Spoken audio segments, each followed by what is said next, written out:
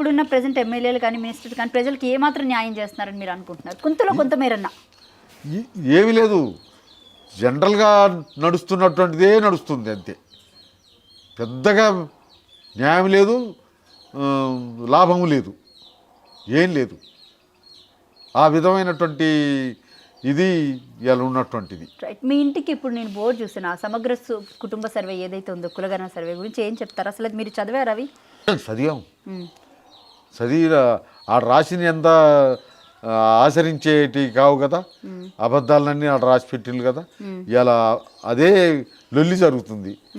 కుటుంబ సంబంధించినటువంటి కులగణన సక్కంగా చేస్తున్నాడంటే ఇప్పుడు బీజేపీ పార్టీ ఒకటి అంటుంది, బీఆర్ఎస్ పార్టీ ఒకటి అంటుంది, ఇప్పుడు మన బీసీ వాళ్ళు ఒకటి మాట్లాడుతున్నారు. ఇప్పుడు ఈ పని చేసేటువంటి వాళ్ళలో ఆ పార్టీలో ఉన్న వాళ్ళు బాగుంది అంటాడు, బయట ఉన్నోడు బాగలేదు అంటాడు. ఇది నడుస్తుంది. అంతా తతంగం. మీదే కూడా కోయ. ఓకే. మాకు కోయకు సంబంధించిన విషయానికి వస్తే మేము బాగా వెనకబడి ఉన్నటువంటి వాళ్ళం. మాకన్నా వెనకబడి ఉన్నటువంటి వాళ్ళని చెప్పి లంబడోళ్ళని మా కోయల్లో కలిపారు, ఎస్టీలో కలిపారు. అప్పుడు ఇందిరాగాంధీ పరిపాలన అప్పుడు ఈ లంబాడీస్ని ఎస్టీలోకి తీసుకొచ్చారు. ఇవాళ వాళ్ళు బాగా డెవలప్ అయి ఉన్నారు. వాళ్ళు డెవలప్ కావటానికి ఏంటో అర్థం కావట్లేదు.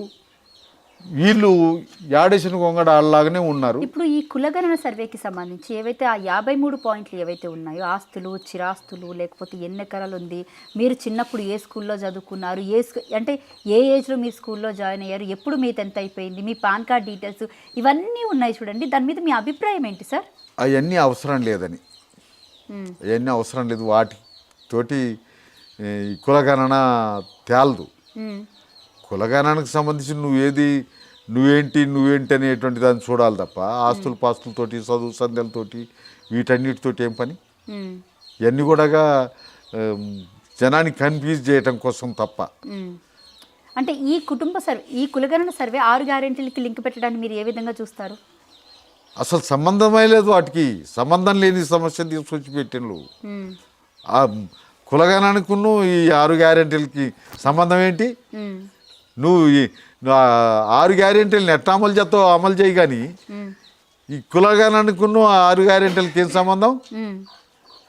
6 గ్యారెంటీలు ఖచ్చితంగా అమలు చేయాల్సిందికి నువ్వేం ప్రయత్నం చేస్తాను? ఏం లేదు, నువ్వు చెప్పుకోవటానికి ఇదంతా జనాన్ని కన్ఫ్యూజ్ చేయటం కోసమే. దాంట్లో లాభం లేదు, నష్టం లేదు, అవసరం లేనటువంటి 6 గ్యారెంటీలకి సంబంధించి తెలంగాణ రాష్ట్రం విషయానికి వస్తే అసెంబ్లీలో సీఎం రేవంత్ రెడ్డి స్వయంగా మాట్లాడినటువంటి మాట ఏంటంటే 6 గ్యారెంటీలు అమలు చేయడానికి డబ్బులు లేవు, బీఆర్ఎస్ పార్టీ చేసిన అప్పులు కట్టడానికి వడ్డీలకే డబ్బులు సరిపోతున్నాయి అని చెప్పేసి మాట్లాడడం జరిగింది. స్వయంగా అసెంబ్లీలో మాట్లాడడం జరిగింది. ఇప్పుడు ఆ వడ్డీలకి ఇంత ఇన్ని వేలు కోట్లు కడతానని అంటాడు. నిజమే, కట్టాల. ఆయన అప్పు చేసిపోతే, తండ్రి అప్పు చేసిపోతే కొడుకు తీర్చాల్సిందే. ఆయన చేసింది ప్రజల కోసమే, నువ్వు చేసేది ప్రజల కోసమే. ప్రజల కోసం చేసిన అప్పు మళ్ళీ తర్వాత నువ్వు వచ్చి కూడా తెరవాల్సిందే, తప్పదు. వనరులు ఏంటి అనేటువంటి చూసుకోవాలి ముందుగాలు. వనరులు చూసుకోకుండా, వనరులను డెవలప్ చేసుకోకుండా అప్పులు కడతానా, అప్పులు చేసిండు అంటే కుదరదు.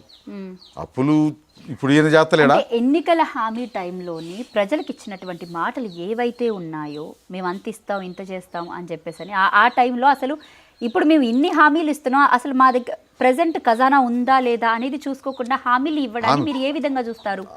అసలు ఇప్పుడు వచ్చినాక అధికారంలోకి రావటానికేమో అన్ని హామీలు ఇచ్చినావు.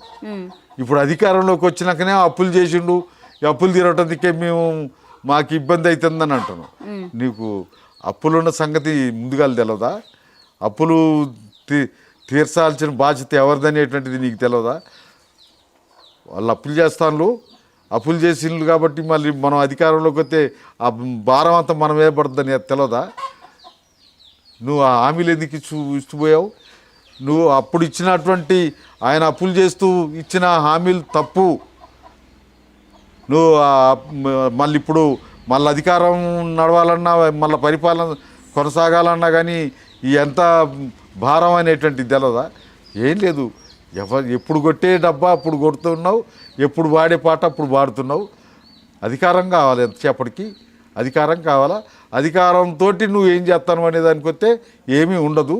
ప్రజలు ఎంతసేపు ప్రజలు మోసపోతున్నారు, ప్రజలు నష్టపోతున్నారు, ప్రజల్ని మోసం చేస్తున్నారు. 14 నెలల పాటు కాంగ్రెస్ పాలన మీరు ఏ విధంగా చూస్తారు? 14 నెలల కాలంలో జరిగింది ఏమీ లేదు, ఏం లేదు. ప్రకటించిన పథకాలని ఇంకా ప్రచారం చేసుకోవటం తప్ప జరిగింది ఏమీ లేదు. అంటే పెట్టుబడుల విషయానికి వస్తే ఏం చెప్తారు? దావోస్ వెళ్ళి 1,70,000 కోట్లు తెలంగాణ రాష్ట్రానికి పెట్టుబడులు తీసుకొచ్చామని చెప్తున్నారు. ఇంకో పక్క చూస్తుంటేనేమో మూసీ ప్రాజెక్ట్ అంటున్నారు, ఓ పక్క నుంచి చూస్తుంటేనేమో ఈ హైడ్రా అని తీసుకొచ్చారు. వీటన్నిటి మీద మీ అభిప్రాయం ఏంటి సార్?